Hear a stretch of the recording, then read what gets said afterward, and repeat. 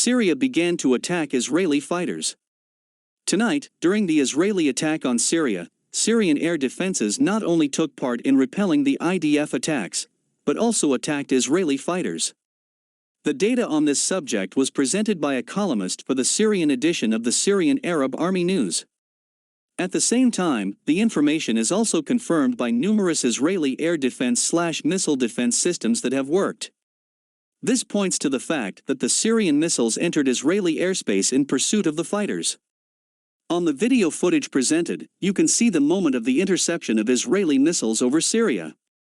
At the same time, according to data available to the Avia.pro news agency, the Syrian military managed to repel all the strikes.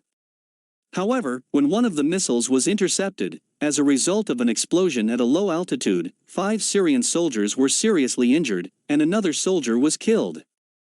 However, according to a columnist for the Syrian Arab Army News, Syrian air defense systems fired several missiles at Israeli aircraft, which chased Israeli fighters even in the airspace of Palestine and Israel, although they failed to hit the targets. Presumably, the missiles were intercepted by Israeli air defense/missile defense systems addition.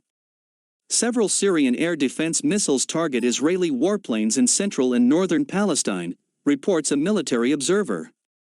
The IDF has not yet confirmed the Syrian attack on its fighters, although after that the Israeli military urgently curtailed its operation and tried to strike from the ground.